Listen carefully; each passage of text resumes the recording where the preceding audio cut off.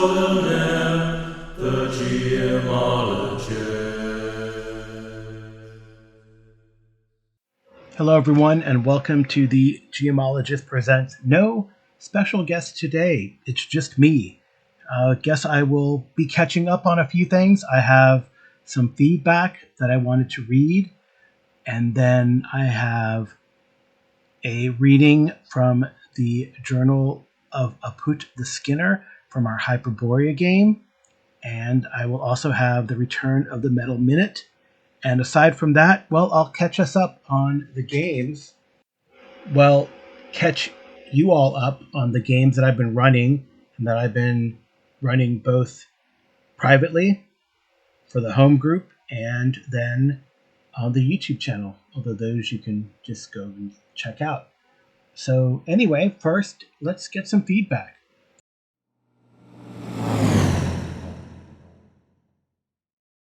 Okay, it's not a recording, but it's something I will read. And this is from JP, who does the Decahedron RPG podcast. And I'll have a little short advertisement after I share his feedback. But this is from way back, the Greece stuff, and then the mention of alternity. So this is from a while. I've had like several interviews, and I haven't been sharing any feedback that I've received. I've gotten a lot of good feedback on the YouTube for some of the interviews that I did, but here we go. So, feedback from JP. Enjoying your show as always. I have 2 points. Point 1, as for Greece rules, I was a little surprised when no one mentioned Paul Elliott's Mazes and Minotaurs, the OSR game that tries to imagine what if Dave and Gary were more inspired by Greek mythology than swords and sorcery. But what really surprised me is that no one mentioned John F. Ziegler's GURPS Greece. I really love the GURPS World books. I have one for Napoleonic Age that I want to do something with. And it's just a question of sitting down, understanding better the GURPS rules, and then getting to that. That was my little sidebar. We stopped with GURPS Greece with JP. JP continues, this is one of my favorite game books of all time. The front half is dedicated to heroic age play, and the latter half is dedicated to Bronze Age play. It is truly an awesome product. Even though it's for GURPS, that's a generic rule set, so most of the information isn't rule specific. And that is honestly another sidebar by Carl here. That is why I like these world books, right? So point 2, speaking of generic rules, back to alternity. So you keep saying alternity when I think specifically you mean dark matter. If I remember correctly, alternity is the generic rules, whereas dark matter was a conspiracy-type game using the alternity rules. My experience with alternity was with Star Drive because, as we know, I'm a space opera junkie. Thanks for the content, Joe Decahedron. Right, so thank you for that, Joe. So yes, I ran alternity dark matter. I do have stuff for Star Drive, and that looks pretty interesting. They did one for StarCraft, and actually what I'm curious to run, and maybe I'll do this, is maybe do like a Gamma World, because they did an alternity Gamma World as well. So that might be pretty cool to satisfy my post-apocalyptic game itch that I never get to scratch. Right, well, thanks for the feedback, JP. Be sure and listen to Decahedron podcast. He's doing some cool stuff. The most recent was a couple of episodes on a monthly mega review of Fudge. So check that out. And here's something else that JP and company are planning to do. You like old school games, so why not talk about them in an old school way with the Anchorite APA. An APA is an amateur press association. Every 6 weeks, you send in a zine filled with whatever inspires you. Play reports, rules ideas, reviews, anything. We compile it with everyone else's into one awesome collection, and you get it delivered straight to you. Physical mail in the US, PDF elsewhere. It's more than a publication. It's a community. Be part of a tradition that's tangible, creative, and fun. Visit sites.google.com/view/Anchorite. The Anchorite APA. Your next great adventure starts here.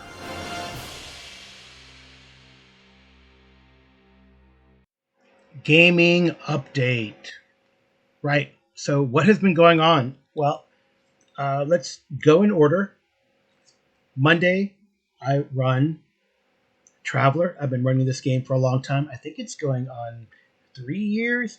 There's been some hiccups here lately where we haven't met as often as I would like. I think we've met like maybe only twice in the last month and a half or so. Cancellations, etc., things going on, and the like. But we have met a couple times, and the player characters, I kind of started the campaign Mysteries of the Ancients. I gave them the adventure hook at uh, in a system called Mora, where they had just received accolades for their work on finding a new Sophont species. They helped a patron get his crested trapper notified and notarized by some sort of hoop-de-doo scientific society. They interacted with people on Mora. They did noble type of things, and then they got a strange container, like a spy briefcase, the traveler equivalent of a spy briefcase, and got the adventure hook. So now they're heading back towards Gliston, but taking a detour to the Egypt system in that same Gliston subsector. So we've been going through there, and the player characters don't like the fast forwarding. They prefer that we just get to a system and see what the hell happens based on random encounters. So nothing really exciting has happened. They hit a system, refueled, interacted a little bit, carrying mail. They have a pretty impressive ship that they're crewing, and it's kind of a ship on loaner from Narsik, a company that might be converted to something that they're going to use regular. Kind of a big ship, so hopefully not too big of a target. They run into that a little bit already, where some pirates thought, oh, let's just do a merchant ship, or this is just a big luxury liner, we'll try to take it, or mini luxury liner. It's kind of like a conference ship. It's very interesting. I think I feel like it's a 600 to 800 ton ship. So pretty good size compared to what a traveler might normally have, like a 200-ton far trader. So it's pretty substantial in size. Not as big as a ship of the line, of course, which range from like 1,000 plus, right? But near that displacement. So the latest escapade has been that they were asked to deliver some propaganda to this world where this company is trying to exploit natural resources in spite of the preserved status of the world by the Imperial Scout Service and the preserved mindedness of the tens of millions of local natives, actually. So it's only gotten up to about, tech level 5, which is 1930s technology. But I think the player characters are just going to deliver it, help the Scout Service with some apparatus to monitor the situation, but not going to get super duper involved. They get other things on their mind, and don't want to join into this kind of side quest to help the quote unquote rebels. So we'll see. That's Traveler. Twilight 2000 is going really well. The Free Krakow Coalition is marching on and about to assault the Soviet 20th, the remains of the Soviet 20th at their home base. It's kind of like, well, they've gotten allies, but it's still, even with the element of surprise, it's still kind of like a 4-1 in the enemy's favor odds, although the enemy has mainly small vehicles, not a lot of armor, maybe like 5 or 6 tanks remaining, and some other, like a SAM system, which is a surface-to-air missile system, maybe, or some air-to-air anti-air guns that it looks like, as the intel has shown, and a self-propelled howitzer. But so far so good. They've hit them. They've kind of run some psyops operations in a way where they've spoofed some of the people from the 20th and kind of goaded them a little bit to send some of their elements out, and taken those elements out of play so that they can make a surprise attack. So good stuff. And also the players have some air They have a couple T-72s. The player character group, the Free Cracker Coalition. They have a couple T-72s. They have a howitzer, but it has to be dragged. They have quite a few. They're more like a mobile infantry, in that they have trucks and technicals and AFVs to transport them, as well as some cavalry, actual horse cavalry. And they have, though, the thing that I think will turn the tide of the battle, they have like some air assets. So they have a hind, and they have a couple of YA. I can't remember the exact. They're like the Soviet and Eastern Bloc old training planes, Yak 150s or Yak 130, something like that. Don't quote me on that, or correct me if you remember. I know I say it correctly in the game, but I can't quite remember what it is. So I think that game is going really well. Opposite that Monday, Tuesday, well, we started Coyote and Crow. We did character creation, and BJ Boyd is going to be running that. And we've been having an ongoing Tales of the Valiant. It's just kind of been some lair hops, but I think it's getting more towards a campaign.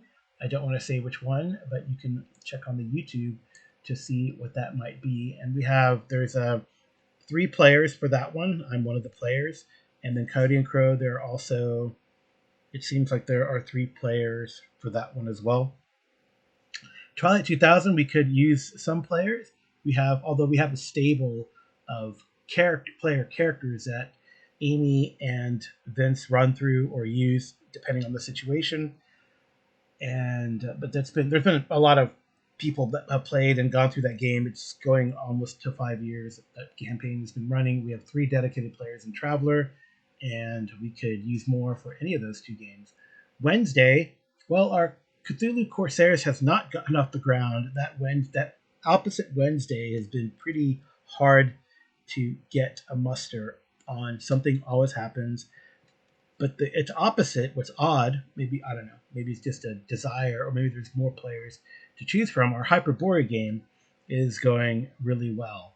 So maybe I will take a pause and then get to the latest recap from the Journal of Aput the Skinner for the Hyperborea game until I get to talking about, or before I get to talking about, the other games. The Strange Denizen from the Journal of Aput the Skinner, Year of the Eagle. Ophiuchus, 1 Scorpius. We return to the complex behind the fall today, as at least one door remained closed to us, as well as for my hatchet, forgotten in what remained of a wooden construct. While it was mostly the same group of explorers before, Heber stayed behind to get a better feel for his new gauntlets. Zotis planned to join us as soon as he finished praying for a new blessing from Rel, and Tonrar and I moved ahead to ensure the way back to the shop was clear. Mulak, Yoxley, and Zik, our lizard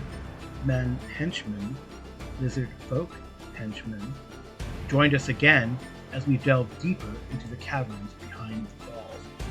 While we waited for Zotis, we spent our time examining the door across our entrance to the shop. The door appeared unlocked, and it was of a heavy make, as well as being stuck in its frame. Pulling and prying failed to work, and I examined it closer while the others strained, and noticed that the hinges were on our side of the door. While our scaled allies rested, Todwar and I applied oil to the hinges and around the seal between the door and the frame. That proved to be enough, as the door slipped free with our next attempt. Beyond lay a small room, perhaps 3 paces wide by 2 deep, with another heavy door across from the one we just opened. We pondered waiting for Zotis, but as curiosity has a way of doing, decided to examine the next door. This door bore a carved image of a twisted humanoid head nested in a mass of tentacles. Tonrar moved to examine the lock while I looked closer, spotting several vine-like tubes snaking in and out along the frame. Tonrar confirmed that they were a trap, so all save Tonrar retreated back to the shop. Our hope was to give him room to work, but also to avoid any gas should Tonrar's efforts prove less than successful. We quickly realized that this was indeed the case, and managed to see some pinkish mist released into the room when the first door closed suddenly, cutting us off from him. I hoped that it was neither corrosive nor contact poison. By the time we gathered at the door to force it open, a click signaled that it was no longer locked. It was still heavy, however, and once we managed to swing it aside, we discovered that Tanwar was a step or two into the next room, speaking to someone beyond the portal, or rather, something. A twisted human head floated amidst a mass of whirling and writhing tentacles, and seemed engaged in a mental conversation with Tanwar, who moved erratically across the spacious library in which it lived. It spoke in my mind, cautioning me to wait, monkey, you and your subhuman lizard thralls, until I deal with this one. Tanwar stepped forward into the grasp of several tentacles. The encounter appeared intense, but it was quickly completed. Tanwar turned his attention to some nearby tomes, and the nameless creature bade me to step forward. I did, the better to converse. I avoided the large pit in the center of the room, noting a Hyperborean skeleton shackled perhaps 5 to 6 paces below atop a mound of glittering coins. Our conversation began with insults from our host, calling us monkeys, subhumans, and primitives, and boasts about its superiority. We were once like you before they changed us. As our conversation progressed, the creature became more confused. It seemed that I knew nothing of the notables that were its contemporaries, as it asked for the rulers of Comarium, who may be those who imprisoned it here. Perhaps your jailers altered your perception of time, I wondered aloud.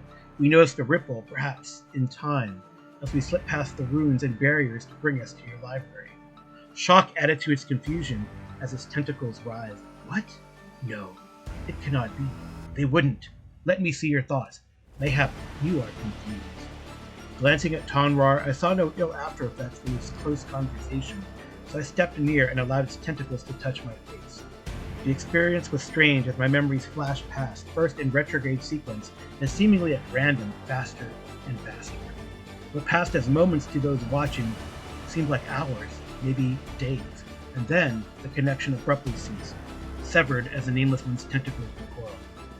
But what you say is true, to the best of your perceptions. Look away, subhumans, gaze not upon our superior forms. Perhaps aloud for the first time, as it turned and moved to exit the library. Yoxley and Zik retreated before its advance. Yulok stayed in the small chamber, averting his gaze as it floated past.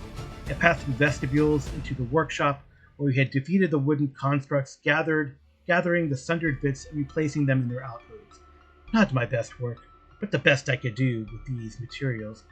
The strange creature flew back into the library, its task completed, and moved towards a familiar three-headed statue centered along the far wall. Deft manipulations behind the statue revealed a hidden space in the wall, only large enough to store small items. It selected several, then turned back to regard us. I should destroy you, but your information seems useful, so I won't. What remains here is yours, but try not to destroy this place, as I may yet return. Then, with a wave of a wand collected from the niche, it vanished into the ether. We wondered later if perhaps we should have challenged the creature rather than release it back into the world, and I suspect that Comarium is its destination. We hope the city survives. Zotis arrived just after our host's departure, and we began a detailed search of the room, explaining the recent events to him. Compared to many of the spaces we had found thus far, the library or laboratory was quite large, perhaps a dozen paces wide by 10 deep, with shelves and bookcases lining the walls. Numerous pillars were spaced around the room as well, with odd lanterns hanging from them. Before we could start our search, the skeletal ex-Hyperborean animated and began to climb up the sides of the pit. A former servant who rebelled, is how our departed host had described it. We dispatched it quickly with a combination of sorcery and blades. Yulok lived up to his title of Skeleton Smasher to deliver the final blow.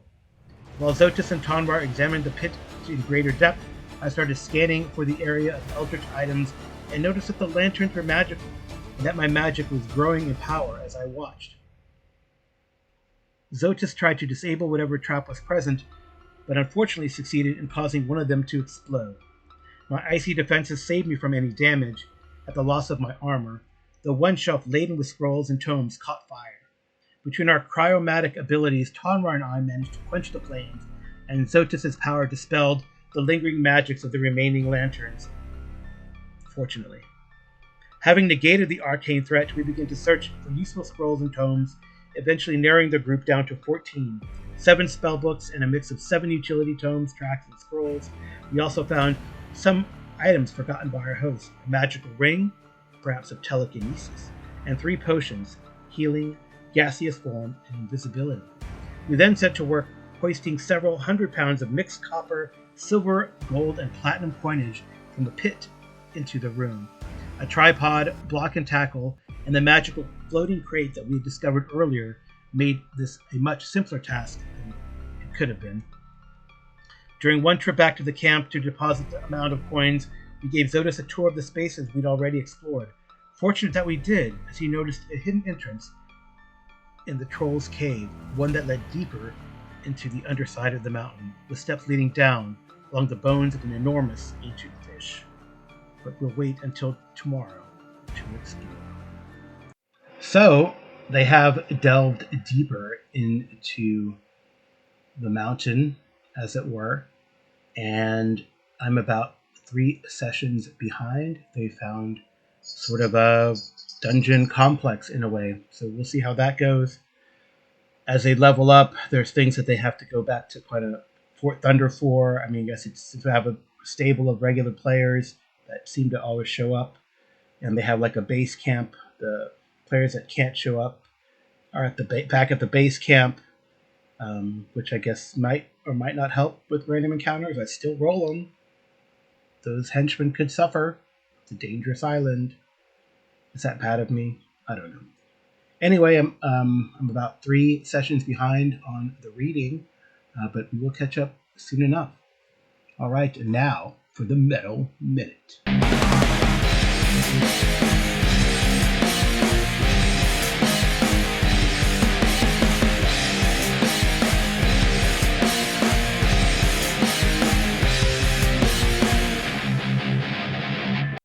Back in November, I mentioned the first album I ever bought with my own money. And that album was Rush, Hemispheres. But how did I get there? So let's talk about Rush. I've seen them a couple times.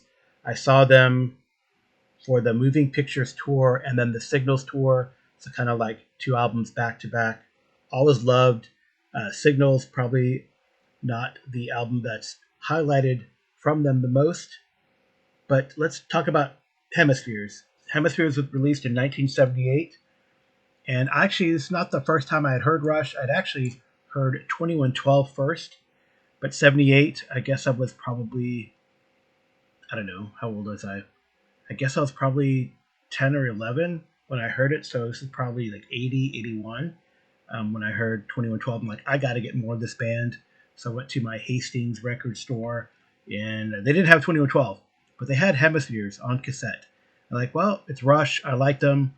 Let's check it out. And it's a great album, right? It's not a long album.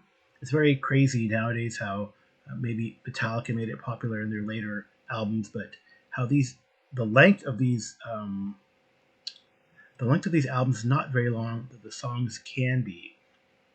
So it's pretty interesting that the title track Hemispheres is actually called Cygnus X1 Book 2 Hemispheres, and it is kind of a very interesting song, right? It has an overture. It talks about Apollo, the bringer of wisdom, Dionysus, the bringer of love, and then Armageddon, and then Cygnus, the bringer of balance, and then there's a voyage there. And I'm like, oh, what does this mean? It's really cool, and right, and it harkens back to a track from A Farewell to Kings that I later learned, The Black Hole of Cygnus X1. This is whole story series. It's a 2-part song series by this prog rock band. And book 1 is The Voyage, and book 2 is The Hemispheres. So it kind of is very interesting. Oh, there's a limited cover. Wow, that shows. Anyway, it's a fantastic song, and the whole first side of the album if you have the album.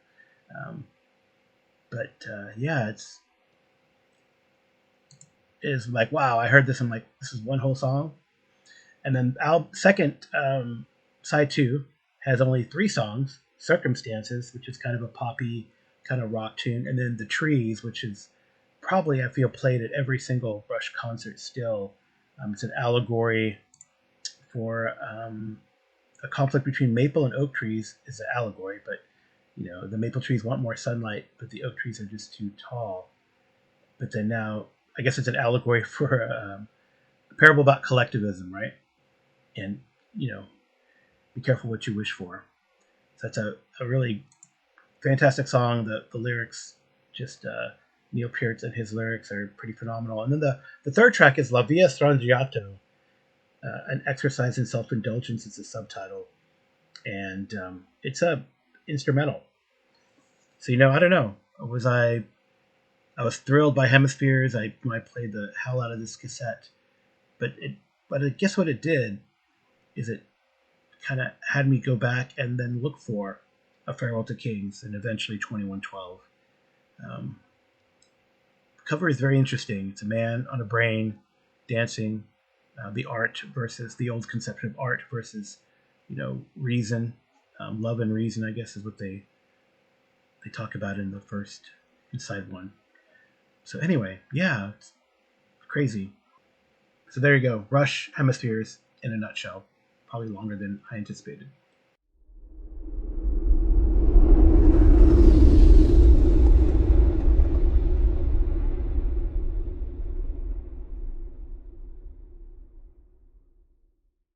All right. Well, I think I flipped what I wanted to do, but that's all right. This will serve as sort of the outro plus the discussion briefly of the back half or end of my gaming week, Thursday and Friday and Saturday. Yeah, because Sunday, well, and maybe now Sunday. Is that right? Well, yeah, it's a little bigger. Anyway, so what's going on? Thursday is the home group. We've been alternating Bloodlords for Pathfinder 2 and the Enemy Within campaign for Warhammer Fantasy 4th edition. And they're both going. We had one session where some people couldn't make it to Bloodlord, so I ran a cool adventure for 5e Iron Kingdoms, which ended up being sort of a heist, like a pirate-themed heist of a barrel of rum. And I thought it was really fun. It was like an example of how a plan goes really well, and the rogue character kind of was the star of the show, sneaking around on the boat where they're trying to steal the barrel of rum. And I like Iron Kingdoms. I like the setting, and it did sort of prompt a discussion of, well, maybe we should put that in the queue of games that we might want to play. But Bloodlords has been cool. I don't know. I feel like, I still like the campaign. I know there's several players who still like the campaign, but it's a hard to tell. I know one player wants to redo his character. He doesn't enjoy playing a character. It's a witch, and he wants to change that to a barbarian. So he's going from Dampier Witch to Zombie Barbarian. So we'll see. Maybe he'll enjoy the game a little more. Warhammer Fantasy, in contrast, is going really well. No one likes to miss that one. And we've kind of been going. We played 3 sessions of it, and we've almost gone like 1 chapter a session, which is pretty fascinating. We've been kind of mowing through it, and we almost finished chapter 3. We're at the tail end of a big battle where the player characters are trying to circumvent a sort of disruption of a diplomatic negotiation. So some groups are trying to mess it up, and the player characters are kind of involved. They're movers and shakers and protectors in a way of the city of Middenheim, and they're trying to prevent, I guess, civil war. And we'll see how that goes. So they feel like these machinations are by, the dark powers. So they're trying to get ahead of them. But who knows? These people have been in place for a long time, working their slow plots. So are the characters going to be able to stop them? We will see. So those games going well. for the most part, as I mentioned. Friday, we've kind of devoted that to, well, now for me, at least, what I'll be running, and hopefully we'll be putting this on the YouTube, is Masks of Nyarlathotep. I know it's very ambitious, another long campaign, but it's a twist. I'm going to be using Cohors Cthulhu to run it. So Cohors Cthulhu set in the Roman times, so that's one twist. And the other twist is not using Cthulhu Invictus, or a sort of variant of Call of Cthulhu 7th edition, but in fact a variant of Octane Cthulhu, Cohors Cthulhu. So Roman heroes, Roman pulp heroes, Roman secret agents working against the mythos. So I think that should be pretty cool. And we made characters already, and I think we pick up the first session next week. We're running the Peru prologue, but it's not. It's set in Peru. It's going to be set in Germania, in the Western Carpathian Mountains, actually. So they're not called that in Roman times. They're called the Sarmatian Mountains or something like that. But yeah, I think it should be pretty cool. I have it all ready to go, and it should be it's very exciting to me. Saturdays, I alternate playing in Kevin Madison's games, and usually the Warhammer game, and sometimes when he does charity events, they're on the Saturday. So I play in those games, but you should check out his YouTube channel if you don't already. Probably do. But then we started running, and people seem to like it a lot, which I'm excited about. It's the One Ring. This is the game by Free League Publishing, and we've really enjoyed it. We have 2 players, my wife Amy, and then Arlen, who you know from Live from Palin's Wasteland, and I think they're really enjoying it. I'm enjoying running it, and maybe our viewers are enjoying it too. So I'm kind of running through Ruins of the Lost Realm. Not really any set adventure, just kind of they're usually they're adventure sites, and an event happens and it prompts the players to go check out this adventure site. They've already had one sort of side quest because they ran into another adventure site, but I think that's the fun of it. It is kind of no really plan. It's more about exploring Middle Earth, and specifically they're in the Lost Realm, so they're in Hyperborea, as one YouTuber commentator corrected me on the pronunciation. I think I'm doing it right. I don't know. So that's that. And then Sunday is usually, again, I play in one of Kevin's games, The Traveler. It was the Borderland run, and now Pirates of Drinax, sort of, or combination of that. But I've decided I've been wanting to run old school D&D, like AD&D first or second edition, maybe going back to BX. I really enjoyed my long running Broken Lands campaign, which I still will roll 24. I don't know if we'll ever get back to it, but I'm going to run AD&D. I have a group of 5 players who seem interested. We're going to go through a session 0 character creation this weekend, and then start playing. I think we decided on playing the Slaver series, so I'm going to start with A0 and then go from there. And so they're not you don't necessarily have to go or can go, just the way XP works in these older games, from one to the other. So there'll probably be some adventures in between where they go and explore. I'll throw other things in of my own creation, or dive back into my old dungeons and string the sort of campaign together. So I'm looking forward to it. It should be pretty cool. So that's what's going on. That's kind of catching up with the Gamesez. And I hope you've enjoyed it.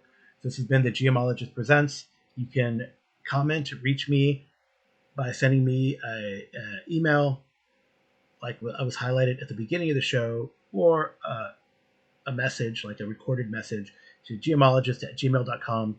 You can DM me a message, either text or voice. I have a SpeakPipe account that is linked to the show as well. It's in the show notes. Thank you to my wife Amy for doing the cover clip art, and thank you so much to the music provided by the various peoples who do the music. And with that, once more, thank you for listening. Good night and good rolling.